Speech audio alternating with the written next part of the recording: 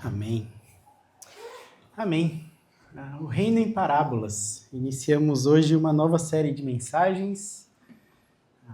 Queremos refletir sobre o aspecto, ou os aspectos, ou as várias faces, ou o que é o Reino de Deus, o que é o Reino de Deus que tanto se fala, e faremos isso à luz de parábolas. E eu quero começar uma pergunta para você. Se você tivesse que ocultar uma informação de algumas pessoas. Não revelar.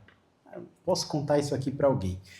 Mas, em mesma medida, você quer explicar alguma coisa, essa mesma coisa, para outras pessoas. E você só tem uma oportunidade de falar. Tem que ocultar para alguns e explicar para outros. O que você faria? Lá em casa, eu e Natália falamos em inglês, quando as crianças não podem entender o que a gente está falando. A gente fala inglês, embora seja tudo arranhado, bagunçado, a gente se entende, eles não. Enquanto eles não aprendem inglês, né, que eu sei que não vai durar muito tempo, e eu vou ter que aprender outra língua, inventar outro método, enfim. Mas se eu tivesse que falar, ou você tivesse que falar uma coisa para um monte de gente, não para os seus filhos ali em casa, mas um monte de gente, uma vez só, tendo que explicar ou transmitir uma mensagem para alguns, de forma bem clara, bem objetiva, e para outros você tem que esconder, tem que ser de uma forma meio enigmática, criptografada para quem é da área aí do TI e tudo mais. Jesus passou exatamente por isso, por essa tensão, e ele decidiu falar em parábolas. As parábolas são exatamente isso, pequenas histórias que para algumas pessoas que ilustram um conceito muito claro, esclarecem um princípio, mas que para outras pessoas parecem uma história meio sem propósito, meio fora de conexão com o que está falando, não esclarece muita coisa. E Jesus fez isso com maestria, mas com maestria mesmo. Ele para explicar para alguns e confundir outros, usou parábolas. Aos que entendem, elas são uma fonte maravilhosa de informações, principalmente sobre o reino de Deus. Como o reino se manifesta, o que é o reino, quem é do reino, o que se espera daquelas pessoas que são do reino. Verdades espirituais muito profundas sobre o reino de Deus. Mas para outros, historinhas. Talvez ilustrações até banais, meio sem sentido. Mas olha comigo, abre em Mateus capítulo 13. Eu quero costurar aqui isso tudo que eu falei introdutoriamente, costurar isso à luz dos textos de Mateus 10 a 13, mas focando em Mateus 13, que a gente vai começar a estudar as parábolas a partir de Mateus 13. Olha, Mateus 13, capítulo 13, verso 34.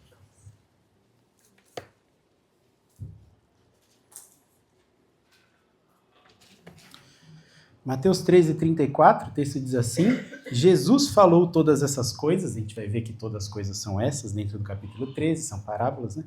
Essas informações. Jesus falou todas essas coisas à multidão por parábolas. Nada lhes dizia sem usar alguma parábola, olha só. Nada lhes dizia sem usar alguma parábola, cumprindo-se assim o que fora dito pelo profeta. Em parábolas abrirei a minha boca, proclamarei coisas ocultas desde a criação do mundo. As parábolas proclamam coisas ocultas desde a criação do mundo. Essas coisas ocultas são os aspectos do reino de Deus que se materializam aqui no Novo Testamento. Essas parábolas são muito presentes nos evangelhos. Mateus, Marcos e Lucas. Tem talvez uma ou duas ali no livro de João, mas predominantemente Mateus, Marcos e Lucas, livros que contam, relatam, se você não tem essa praticidade com a Bíblia, são livros que relatam a vida de Jesus, a vida terrena, a vida do nosso Deus encarnado. E ele contou essas histórias, várias delas inclusive. Não há um consenso entre os estudiosos em quantas parábolas existem.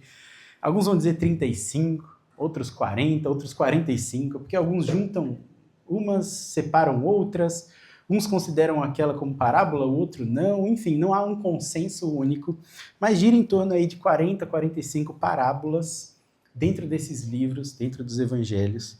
E Jesus contou todas elas, independente do número, para ilustrar, para exemplificar, para materializar histórias de conceitos que são eternos, conceitos eternos. E então a gente começa essa série hoje, essa série de mensagens que, enfim, vai se estender aí por um tempo, a gente interrompe, volta, mas o objetivo é estudar essas 40, 45 parábolas, todas elas, visando conhecer o reino de Deus, os detalhes todos que aparecem nessas parábolas, juntando todas elas por tema. Então a gente não vai ler numa sequência, mas vai agrupar essas parábolas por tema, faremos isso começando hoje, e através delas nós vamos buscar entender o que Jesus queria revelar para alguns e ocultar para outros. Essa que era uma marca distintiva, inclusive, do ministério de Jesus a partir daqui do texto de Mateus capítulo 13. Como eu disse, o interessante dessas histórias, dessas pequenas histórias, algumas maiores, outras, a maioria bem pequenininha, bem objetiva, direta, é que elas não tinham, e isso tem que estar materializado na nossa mente, por isso, repito, elas não tinham o objetivo de explicar somente.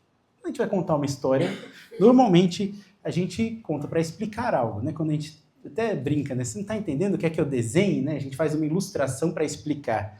No caso aqui, elas sim têm esse objetivo de explicar, de ser quase um desenho para algumas pessoas, mas elas não tinham só esse propósito, não tinham apenas esse propósito.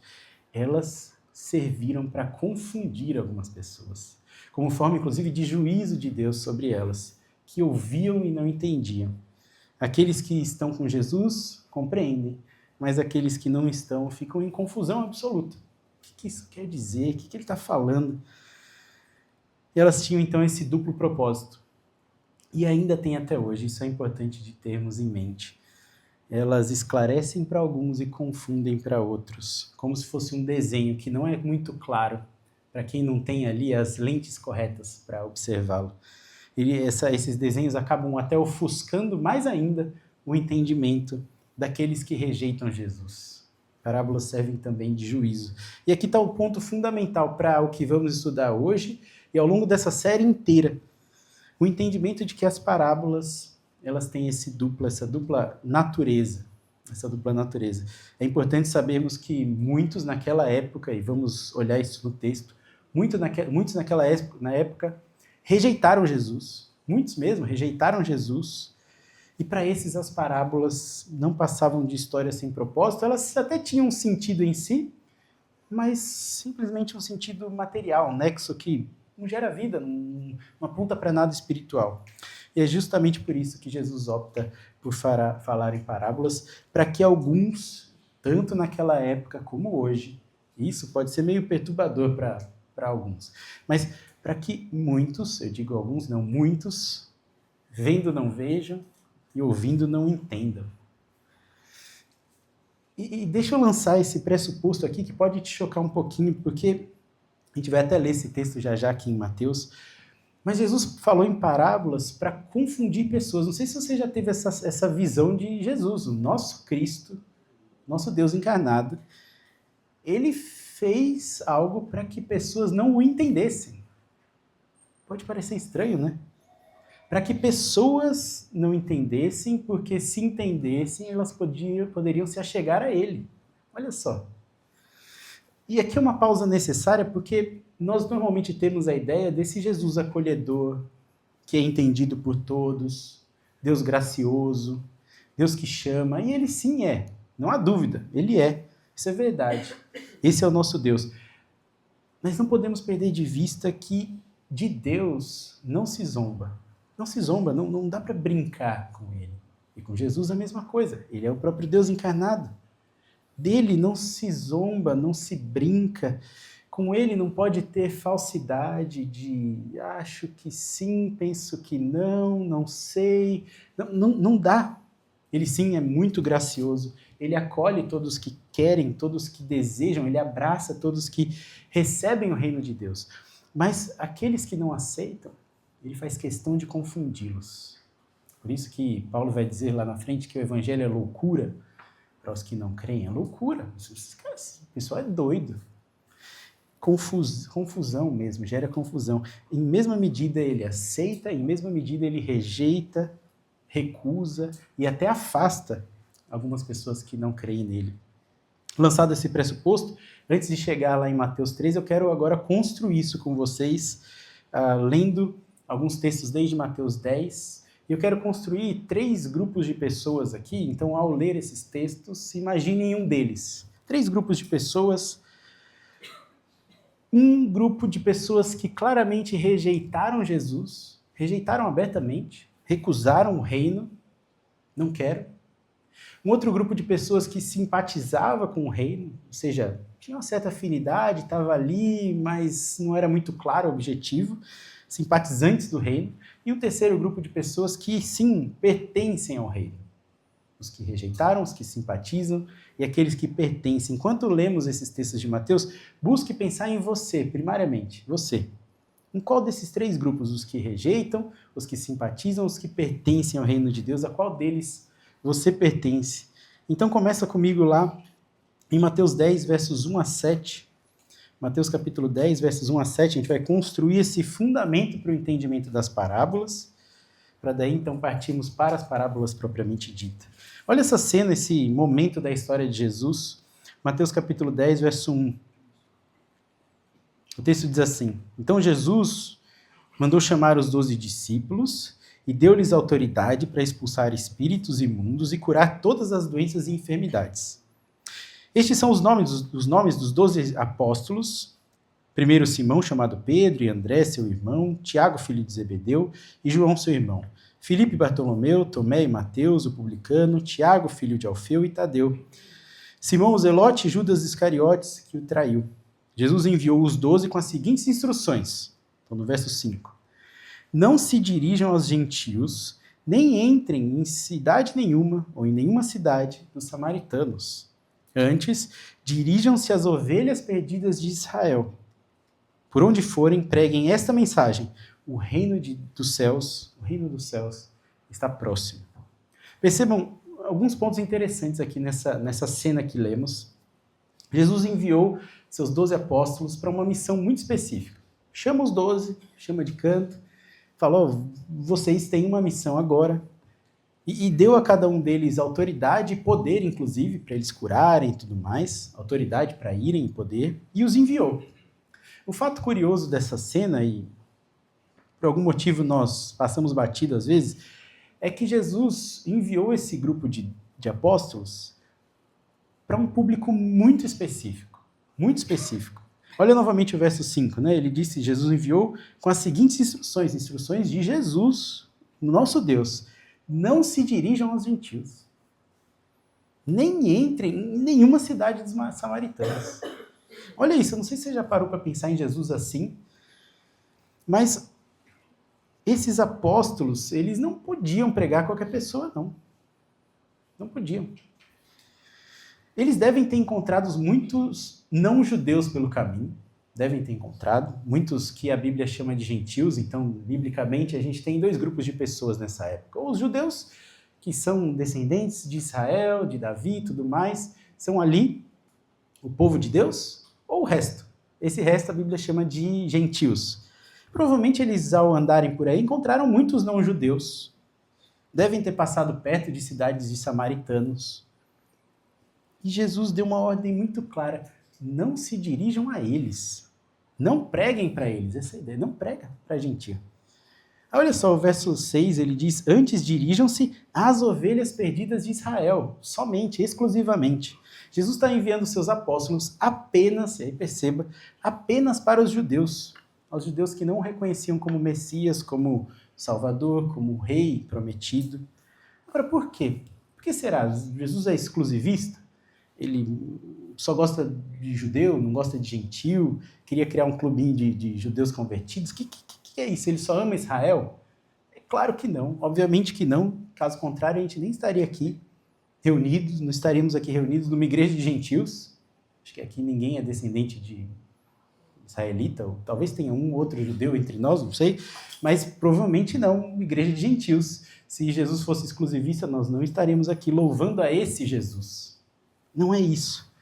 E para entendermos essa cena de Mateus 10, é importante um passo atrás. Quem está aqui comigo na escola bíblica, 5 horas, já me ouviu falando muito sobre isso, que a Bíblia é uma história que Deus está construindo.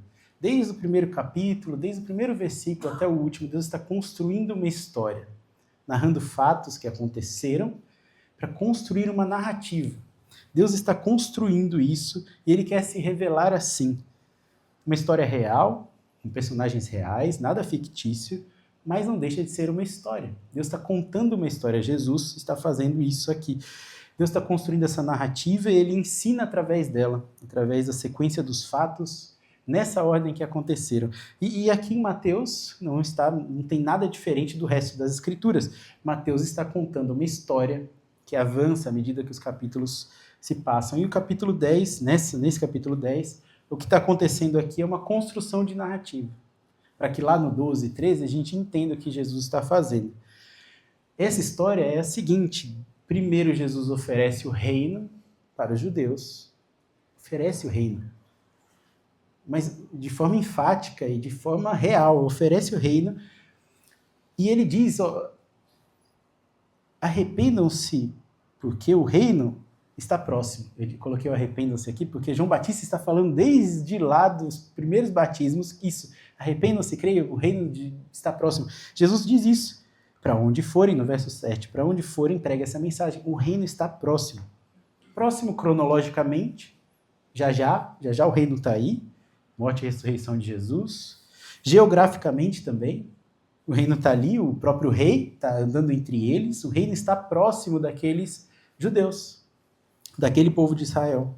Então Jesus primeiro oferece o reino para eles, oferece para as que ele chama de ovelhas perdidas de Israel, e até proíbe seus discípulos a irem para outros. Pregue para eles, ofereça, pregue, convide, chame genuinamente todos eles. Ele envia seus apóstolos para isso, exclusivamente para chamar judeus. Primeiro passo: Deus está em Cristo Jesus convidando o seu povo a fazer parte do reino. Fazer parte do reino. Participar do reino de Jesus, o rei que havia chegado. O Messias que é prometido desde lá do Antigo Testamento. Esses, os judeus, eles, ovelhas perdidas de Israel, eles aguardavam esse reino. Aguardavam ansiosamente por isso. O rei que viria, o descendente de Davi, que reinaria para sempre. Para isso, dá um salto, vai ser o único texto que a gente vai ler fora daqui, mas dá um salto lá em Daniel capítulo 2, volta bastante na sua Bíblia, está voltando 600 anos no tempo aqui. Daniel capítulo 2, eu vou ser breve porque não é o objetivo aqui da exposição falar de Daniel, mas Daniel está lá na Babilônia com o rei Nabucodonosor, e esse rei teve um sonho bem bizarro, estranho. No verso 3 do capítulo 2, ele diz que teve um sonho, o próprio rei disse, o rei disse um sonho que perturba muito ele. Ele queria saber o que é, então ele chama todos os magos, chama um monte de gente, ninguém consegue interpretar e tudo mais. E aí chamam Daniel. Olha o capítulo 2, Daniel 2, verso 44.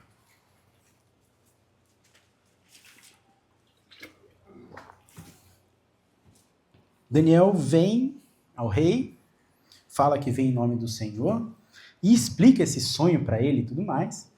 E a última parte do sonho é essa explicação do sonho. Daniel capítulo 2, verso 44. Na época desses reis, o Deus dos céus, estabelecerá um reino perpétuo, que jamais será destruído, que nunca será dominado por nenhum outro povo. Destruirá todos os reinos daqueles reis e os exterminará. Mas esse reino que Deus estabelecerá, ele durará para sempre. Essa expectativa estava na cabeça de todo judeu que conhecia a história de Daniel, que conhecia o sonho de Nabucodonosor, está na mente de todos nós que já lemos esse texto. O povo de Israel aguardava esse reino, aguardava mesmo. E Jesus está dizendo para eles, através dos apóstolos que enviou e todos os milagres que ele estava fazendo, ele diz isso, na verdade, várias vezes ao longo do Evangelho. Deus está dizendo, olha, o reino está aqui, eu sou o rei. Está convidando essas pessoas ao arrependimento, chamando eles a fazerem parte desse reino, daquilo que estava começando, e como Daniel diz, estava começando e jamais teria fim. Então, Jesus convida as ovelhas perdidas de Israel a participarem do reino, no Mateus capítulo 10. Agora salta para Mateus 12. Então, no capítulo 10, Jesus manda seus discípulos, faz essa oferta genuína para aqueles israelitas, e no capítulo 12 começa um baita de um debate. Um debate intenso, porque Jesus decidiu fazer algumas coisas no sábado. Decidiu, como rei que é, tem autoridade, ele decidiu fazer algumas coisas no sábado, então ele colhe espigas para os seus discípulos que estão com fome. Aquilo ali faz com que os judeus, os fariseus, os mestres da lei judaica, ficassem revoltados. Ele depois cura um homem que tinha as mãos atrofiadas, era surdo e mudo, então foi um tríplice milagre ali. O cidadão tinha uma deficiência física, não ouvia, não falava. Jesus cura ele no sábado e o pessoal fica revoltado. Por que Jesus fez isso no sábado? Dá um rebuliço. E isso foi a gota d'água para eles. Eles ficam nervosos com o que Jesus está fazendo, e esses fariseus, né, esses religiosos da época, os mestres da teologia da época, eles acham aquilo um absurdo. E foi a gota d'água. Jesus alimentando pessoas no sábado. Jesus curando pessoas no sábado, não, de maneira nenhuma, não pode. Ele está desrespeitando a lei. E aí, enfim, Jesus faz isso porque entende ser mais importante lidar com pessoas, vidas e suas necessidades do que com as tradições da lei. E aí ele dá um baita de um ensinamento prático para aqueles homens e segue a vida como um rei que é. Ele segue em frente. Um rei que determina, que decide, que vai, que é cheio de autoridade, mas isso não agrada de maneira nenhuma aqueles judeus. A oferta do reino para eles era genuína, mas eles recusaram reconhecer que o rei estava ali, recusaram observar os milagres do rei que ele estava fazendo, o rei do lado deles, curando, salvando. Eles recusam, e essa rejeição do povo de Israel tem seu auge, o seu ponto máximo aqui no capítulo 12 de Mateus, versos 22 a 28. É o ápice, o auge mesmo, da máxima rejeição que o povo tem. E chegou a um nível que não tinha mais volta. Olha comigo, Mateus capítulo 12, verso 22, depois da oferta genuína, depois dos milagres e tudo isso mais, depois levam o endemoniado para ele, testando Jesus. Olha só. Depois disso, levaram-lhe um endemoniado, Mateus capítulo 12, verso 22, que era cego e mudo, e Jesus o curou, de modo que ele pôde falar e ver. Todo o povo ficou admirado e disse: não será esse o filho de Davi? Percebe? Eles tinham uma expectativa do rei. Será que não é esse o filho de Davi? Quando, porém, os fariseus, esses mestres da lei, esses que dominavam a religião judaica da época, esses fariseus ouviram isso e disseram o seguinte: olha só, é somente por Belzebu, o príncipe dos demônios, que ele expulsa demônios. Com isso, como Jesus conhecia o pensamento deles, ele lhes disse: todo reino que é dividido contra si mesmo será arruinado, e toda cidade ou casa dividida em si não subsistirá. Ele está dizendo: eu não sou dos demônios, porque senão eu estou brigando com o meu próprio reino. Ele explica no verso 26, se Satanás expulsa Satanás, está dividido contra si mesmo. Como então o seu reino subsistirá? Se eu expulso demônios por Belzebu, por quem os filhos de vocês expulsam então? Por isso, eles mesmos serão juízes sobre você. Mas, se é pelo Espírito de Deus que eu expulso demônios, então chegou a vocês o reino de Deus. Lembra lá no capítulo 10, ele enviou os 12, dizendo: o reino de Deus está próximo. Ele diz agora, ele mesmo, o próprio Jesus, anunciando o reino através de seus milagres, explicando para eles, ele diz: se o Espírito Santo está fazendo isso, o reino chegou para vocês.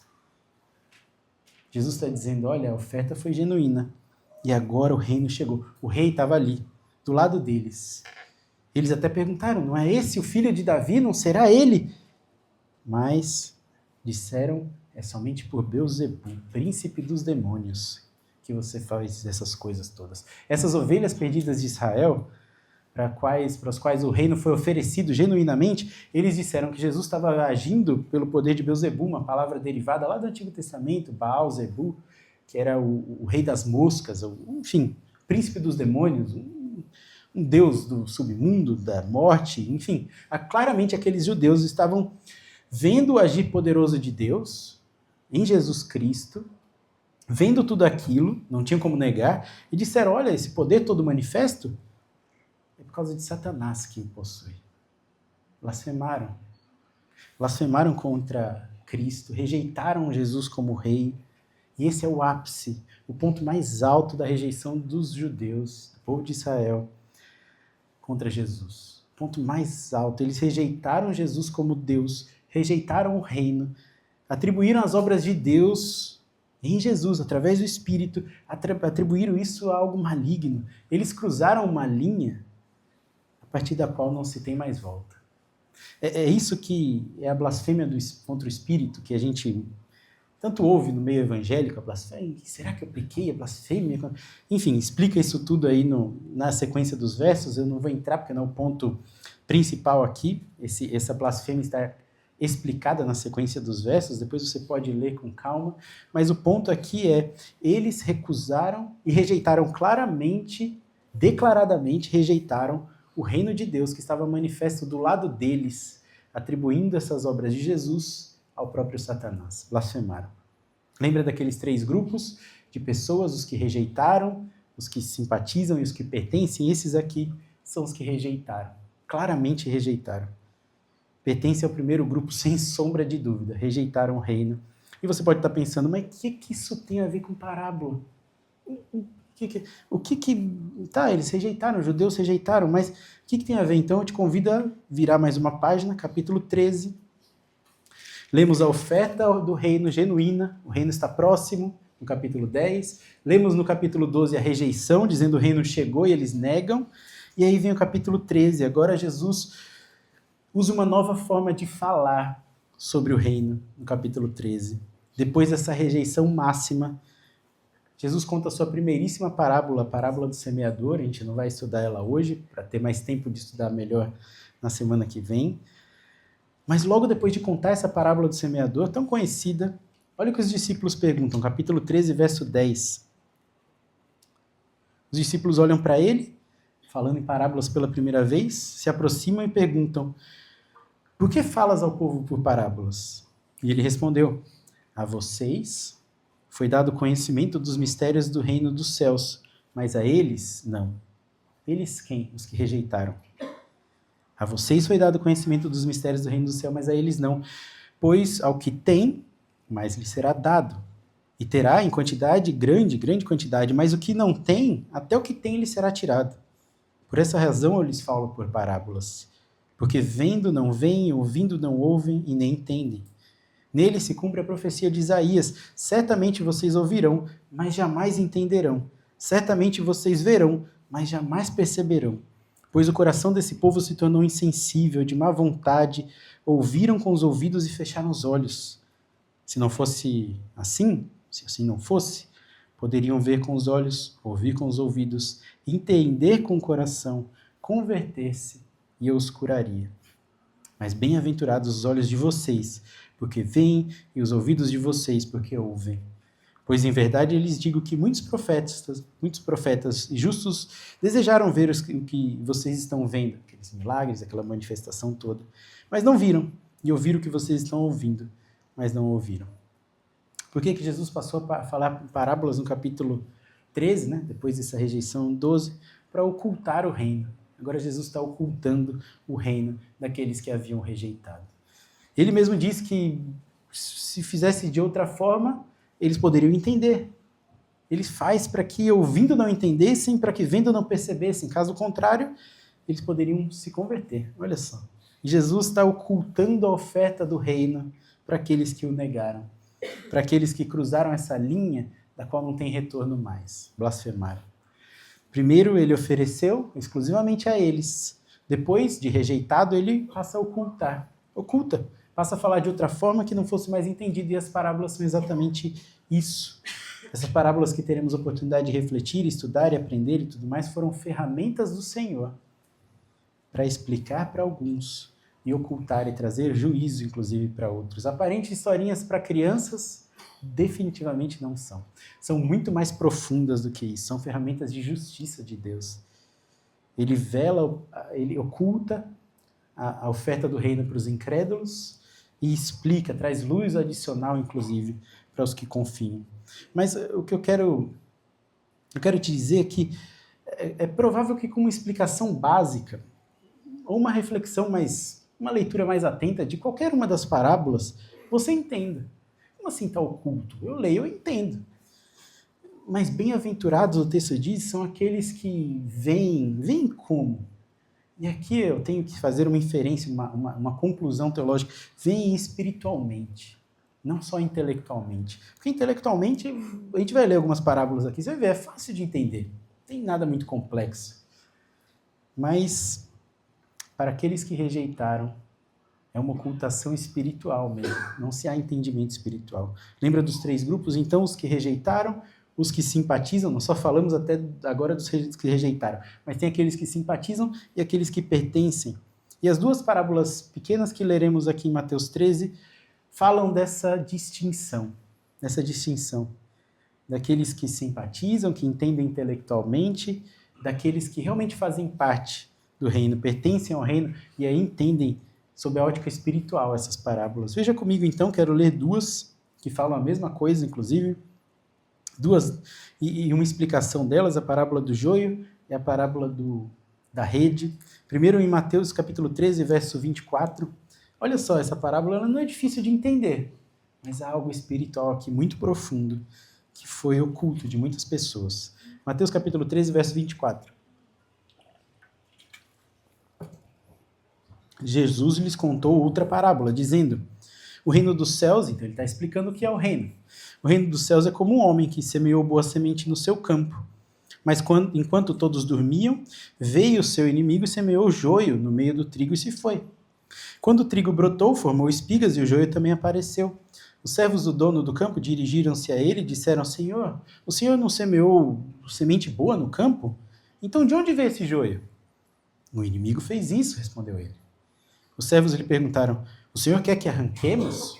Não, ele respondeu, não, porque ao arrancar o joio, vocês poderiam arrancar o trigo também. Deixem que cresçam juntos até a colheita. Então direi aos encarregados da colheita: juntem primeiro o joio, arranquem-no e amarrem-no em feixes para ser queimado. Depois juntem o trigo e guardem no celeiro. Essa é a primeira parábola da nossa série. No reino, há joio e trigo misturado. Mesmo que você não saiba o que é joio, sabe o que é trigo, sabe que a parábola está falando sobre plantas parecidas que se misturam. Não é difícil de entender isso. Nada é difícil.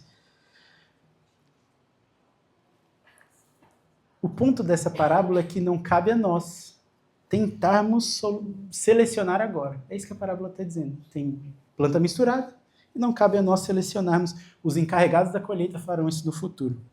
Não é difícil de entender. Espiritualmente, talvez, mas olha a parábola da rede que traz um pouquinho mais de ilustração sobre esse fato. Coisas parecidas misturadas e alguém, no futuro, as separando. Mateus capítulo 13, verso 47. Olha só. Mateus 13, 47. O reino dos céus é ainda como uma rede que é lançada ao mar e apanha toda sorte de peixes. Explicando sobre o reino dos céus. Uma outra ilustração. Uma rede que é lançada no mar e apanha toda sorte de peixes. Para a gente que mora no litoral, fácil de visualizar, certo? Quando está cheio, os pescadores puxam para a praia, então sentam-se e juntam seus peixes bons em um cesto, mas jogam fora os ruins. Assim acontecerá no fim dessa era.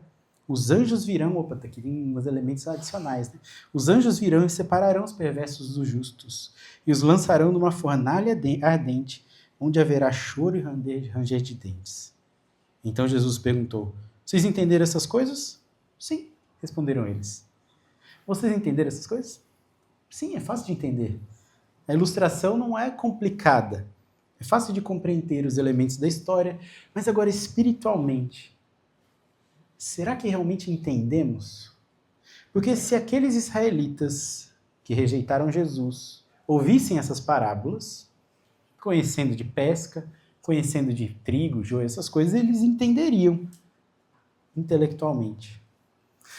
Mas o que isso representava para a vida e vida eterna deles? Aqui é o ponto. Nada.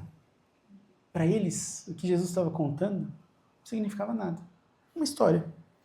Assim como ler qualquer história, eles ouviriam essa história de Jesus, talvez ficassem curiosos, e assim como nós ficamos com a mente um pouco aguçada, será que isso, aquilo? Mas a gente consegue visualizar um campo cheio de joio e trigo, consegue visualizar uma rede, mas será que é só sobre essa ilustração que está se falando? A gente quase que consegue imaginar a cena assim, cada um com sua perspectiva, cada um com sua bagagem, mas consegue visualizar. É fácil de ver, mas o que é que isso significa espiritualmente para você, pessoalmente? E é nesse ponto que está a ocultação e a revelação que Jesus traz com parábolas. O que significa para quem ouve? Não de forma genérica. Porque ele disse no verso 16 do capítulo 13, bem-aventurados os olhos de vocês. Ele está falando para alguém que entende. Bem-aventurados os olhos de vocês, porque veem, os ouvidos de vocês, porque ouvem. Ouvem o que a gente leu, veem porque leram no telão? Não, mas espiritualmente. Vem uma ilustração no campo, ou uma rede de peixes? Não, não é isso. Porque isso qualquer pessoa consegue entender e ver. Bem-aventurados vocês, porque conseguem ouvir isso, ver essa cena e se imaginar nela, coisa que para quem foi oculto jamais se coloca ali. Você consegue se imaginar nessa cena espiritualmente, entender o que Jesus está contando com essa história, e todas as que ouviremos nas próximas semanas, meditaremos, é se colocar ali como parte da história. Quem sou eu nessa parábola? Felizes, bem-aventurados, vocês que veem e ouvem, mas não só figurativamente, mas entram ali. Ao falar sobre o reino, ao pensar sobre os aspectos do reino, a realidade dele e tudo mais, onde eu estou inserido? As parábolas são convites para que nos encaixemos nelas. Literalmente nos encaixemos nessa história que parece história para criança. Não é. E eu quero que você, de verdade, tente se encaixar, espiritualmente falando, nessas parábolas. Imagino que você não seja um daqueles que rejeita, porque se rejeita, talvez nem estivesse aqui. Então, de qual dos outros dois grupos você faz parte? Os que simpatizam com o reino ou os que pertencem ao reino? Leia a explicação da parábola do joio comigo, Mateus capítulo 13, verso 36. Eu estou saltando ali no 13 para lá e para cá, porque eu estou selecionando as parábolas, tá? Mas tudo isso está num contexto em que Jesus contou 4 parábolas na beira da praia, 4 parábolas em casa, e todas elas falando de assuntos cruzados, por isso eu estou saltando entre elas. Mas olha a explicação, exatamente a mesma explicação que se dá para a parábola da rede, mas tente honestamente se encaixar aqui, verdadeiramente. Olha só, Mateus 13, 36. Então ele deixou a multidão e foi para casa. Os seus discípulos aproximaram dele e pediram, explica-nos a parábola do joio no campo. E ele respondeu, aquele que semeou a boa semente é o Filho do Homem, Jesus. E o campo é o mundo inteiro. A boa semente são os filhos do reino. O joio são os filhos do maligno. E o inimigo é que semeia, ele é o diabo. A colheita é o fim dessa era, e os encarregados da colheita são os anjos. Como o joio é colhido e queimado no fogo, assim acontecerá no fim dessa era. O Filho do Homem enviará seus anjos, que tirarão do seu reino, perceba, essas pessoas estão no reino, enviará seus anjos, os anjos que tirarão do reino tudo que faz cair no pecado e todos que praticam a iniquidade, e os lançarão na fornalha ardente, onde haverá choro e ranger de dentes. Então, os justos brilharão como o sol no reino de seu Pai. Aquele que tem ouvidos, ouça. Queridos, a parábola, ela conta sobre uma realidade espiritual muito profunda. E eu, de forma forçada mesmo, criei 3 grupos para a gente tentar se imaginar neles. Mas nessas parábolas, não existem 3 grupos de pessoas. Definitivamente não existem. No reino de Deus, todos aqueles que simpatizam, que estão ali, parece que olha que legal. Todos os que participam, gostam, mas não pertencem, estão na mesma classificação dos que rejeitam. A parábola grita isso. Os que simpatizam com o reino, que estão ali, estão na mesma categoria dos que blasfemam. Dizendo que Jesus fazia obras pelo poder de Beelzebul, de Satanás. O que essas parábolas estão dizendo é que no reino nós só temos trigo ou joio. Nós só temos peixe bom ou mau. Nós só temos os que pertencem e os que não pertencem. E os que não pertencem, meus irmãos, e você que me ouve que ainda não é um irmão em Cristo Jesus, o joio, esses que não são trigo verdadeiramente, o verso 38 é intenso. Eu realmente quero que espiritualmente esse entendimento seja claro para você. O joio são os filhos do maligno. E o inimigo que semeia é o diabo. Jesus está dizendo com essa historinha que aparentemente é bonitinha, é trigo, é joio, é plantação, é rede, cena de lavoura, cena de pesca, pescadores puxando rede, etc. Jesus está dizendo que há um destino terrível, terrível, aguardando aqueles que não pertencem ao reino de Deus. Terrível. O Filho do Homem enviará, verso 41, os anjos que tirarão do seu reino tudo que faz cair no pecado, todos que praticam iniquidade lançarão na fornalha ardente, onde haverá choro e ranger de dentes. Eu quero despertar esse entendimento para você dessas duas realidades espirituais acerca dessas parábolas que lemos, que na verdade é só o começo de uma jornada sobre o entendimento do reino. E aqui é o início do que é o reino de Deus. Quem é e quem não é pertencente ao reino de Deus. E eu quero destacar 2 pontos aqui importantíssimos, 2 implicações que talvez sejam muito comuns no nosso meio. De verdade, é muito comum olharmos para aqueles que rejeitaram Jesus, ou os que rejeitam hoje em nosso tempo, que declaradamente rejeitam, dizendo que o que Jesus fez é possuído por Satanás e tudo mais. É muito comum olharmos para esses, é muito comum na igreja pessoas olharem para esses e pensarem, eu não sou assim, eu não rejeito Jesus desse jeito, claro que não, eu jamais faria isso, nunca rejeitar Jesus é absurdo, absoluto, não faria. Eu não nego Jesus, eu creio em Deus, eu tenho minha fé, eu não rejeito Jesus.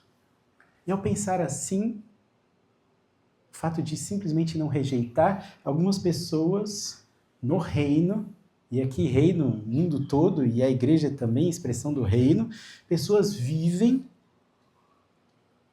se sentindo seguras por simplesmente não rejeitar Jesus. Por não estar lá fora do reino, longe de Jesus, rejeitando declaradamente, se sentem seguras, mas o que o texto está dizendo, elas não estão, definitivamente não. Veja, é um exemplo prático. O exemplo mais prático que a gente tem aqui nas Escrituras, desse joio que está dentro do reino de Deus, mas não é trigo, é o próprio Judas Iscariotes, que traz Jesus no fim da vida. Ele estava aqui nessa situação, vendo essa cena de pessoas dizendo, é por Beelzebul, ele estava ali, entre aqueles 12 que foram enviados para pregar. Ele está ali, no reino. Sentindo-se seguro, talvez, não sei. Mas ele está ali. Olha só, o pessoal rejeitando. E por muitas vezes, olhamos para fora dizendo, olha, o cidadão rejeita. Mas nós aqui não pertencemos. Eu falo nós, claro, mas aqueles que pertencem sabem que pertencem. Mas tem muitos que estão se disfarçando de filhos de Deus. Mas na prática, ele não tem outra opção. Não existe meio termo. São filhos do diabo. São duras as palavras, né? Mas foram as que Jesus usou, a gente não pode diminuir. Tanto os que negam, declaradamente negam, na internet, nos seus, enfim, ambientes de trabalho, esses que negam, tanto os que negam quanto os que se disfarçam, que parecem ser, mas não são, têm exatamente o mesmo destino, são joio e serão queimados no fim. Terrível. Irmãos, apontando já para essa segunda implicação nossa, essa avaliação é pessoal. O texto fala de uma avaliação pessoal. Jesus está está te convidando a olhar para si, não para apontar para o outro. Ele diz, bem-aventurados vocês que ouvem, vocês que veem. É igualmente comum no meio da igreja, no meio do que entendemos pela manifestação do reino de Deus, é muito comum ao falarmos de temas assim, nossa cabeça já pensar no irmãozinho lá, o outro cicrano, nossa cabeça já flutua para, fulano é joio, viu? Aquele ali parece trigo, mas ó, cicrano então, a gente já pensa no outro. E a ideia, meus irmãos, o texto é muito claro, as parábolas não deixam dúvida nenhuma. Não cabe a nós, olha só, não cabe a nós a sentença final. Estou dizendo para você não avaliar as pessoas ao seu redor, os frutos e tudo mais, porque a gente vai ter outras parábolas apontando nesse sentido. Mas não cabe a nós a sentença final, nós tomamos para nós a prerrogativa que é só dos anjos de Deus, de separar trigo e joio. Só eles farão. Eles farão essa separação lá no último dia, na ocasião do estabelecimento definitivo do reino. Eles farão, eles identificarão os falsos. Eles vão, esse aqui parece, mas não cabe a nós. O convite é para avaliarmos a nós. Quem nós somos nessas ilustrações dessas parábolas? Você é peixe bom? É trigo? É filho de Deus? Pertence ao reino? Tem essa convicção absoluta? Mas, se sim, por quê? Responda para você, por que eu sou filho de Deus? Responda genuinamente. Mas se você vive essa convicção, se você está nessa certeza de que quando os anjos de Deus forem enviados para fazer essa separação, você está guardado, preservada nas mãos do Senhor, nas mãos de Jesus, se você tem essa bendita esperança, glória a Deus por isso. Você é esse que o verso 43 diz, os justos brilharão como o sol no reino do Deus Pai.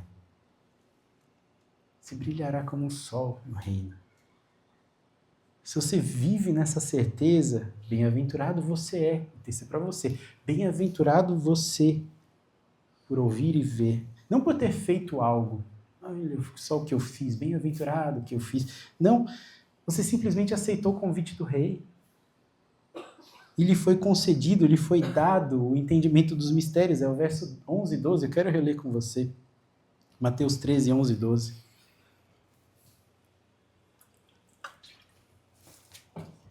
Ele respondeu, a vocês foi dado, falando por quê? Por que falas por parábolas? Né? Ele está respondendo, a vocês foi dado, vocês que creem, que têm essa convicção de que são trigo, vocês que têm essa convicção de que são seguros na mão de Cristo Jesus, a vocês foi dado o conhecimento dos mistérios do reino.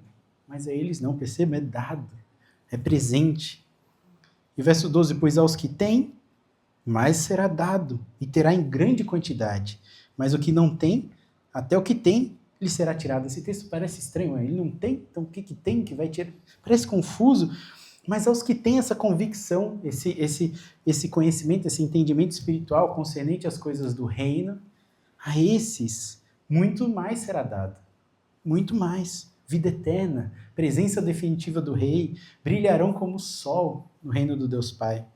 Mas agora aqueles que não têm essa convicção, não têm esse entendimento, acha que é joio, mas na verdade é trigo e está ali transitando, não é? Aos que não têm essa convicção de que estão seguros na mão de Cristo Jesus, o texto é muito claro que ele será tirado. Não adianta nada parecer ser do reino, não adianta absolutamente nada parecer ser do reino, falar como crente, se vestir como crente, ir na igreja, ter todo linguajar.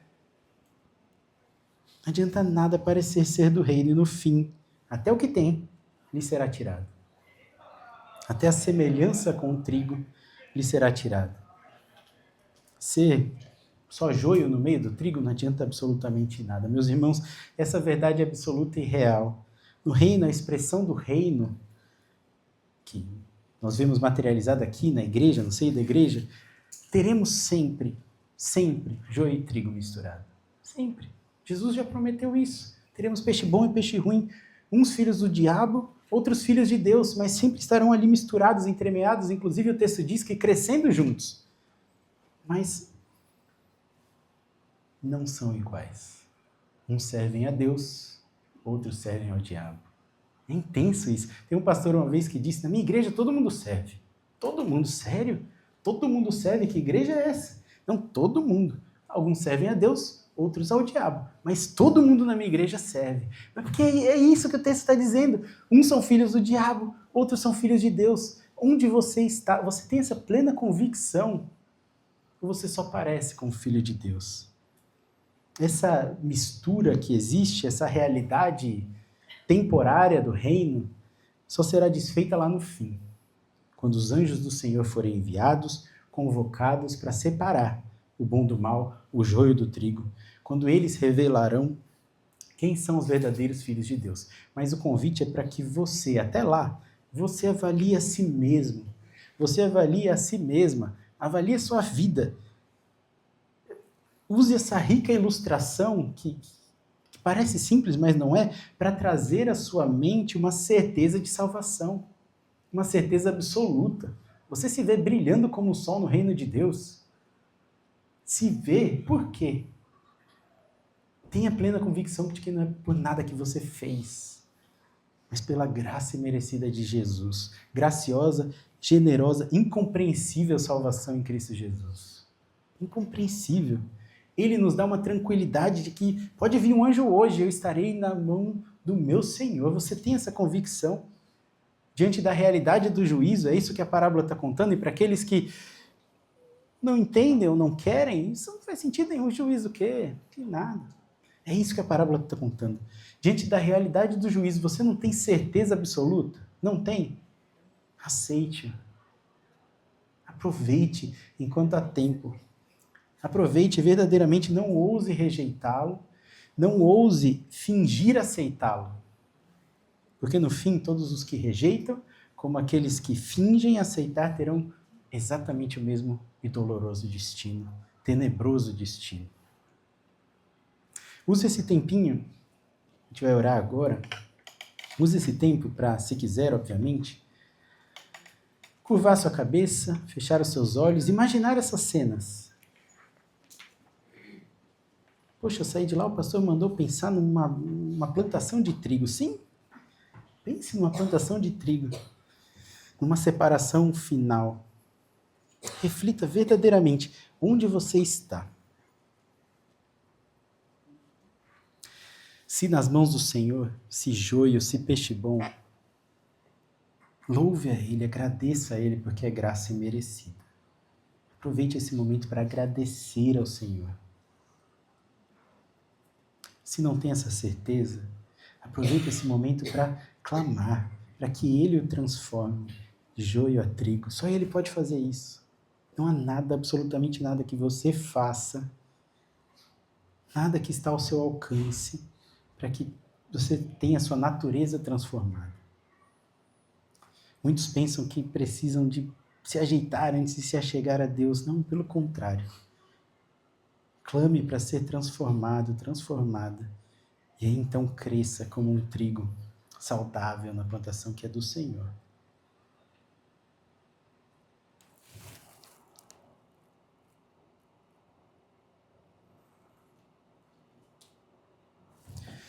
Deus Altíssimo, nós te agradecemos por ilustrações tão claras.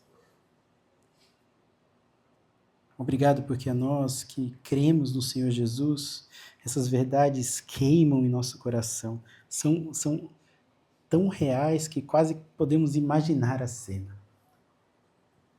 Obrigado, Jesus, porque essas parábolas ditas para confundir alguns esclarecem tanto sobre o que é o reino do Senhor.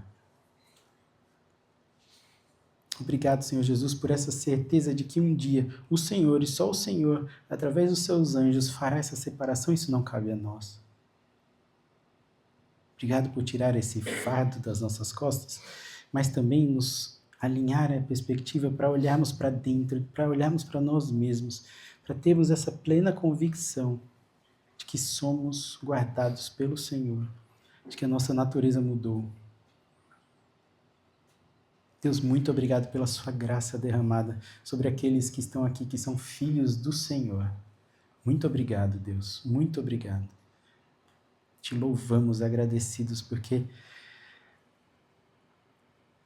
Não merecíamos. Não merecíamos.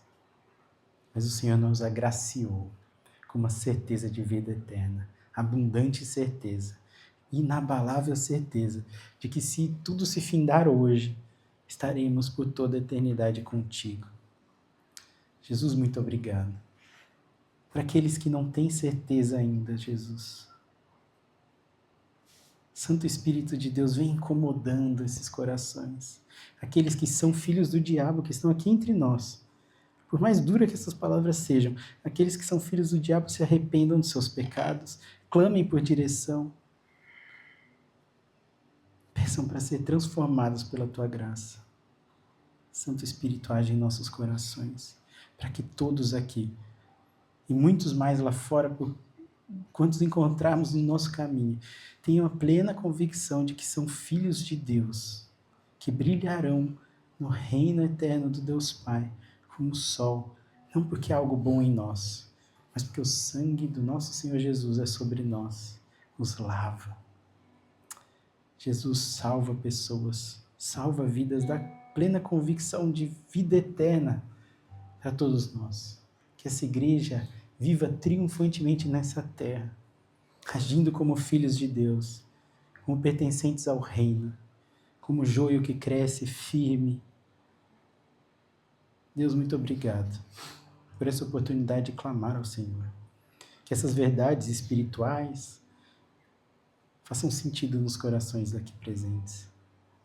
Que não sejam apenas parábolas, histórias, palavras, mas que sejam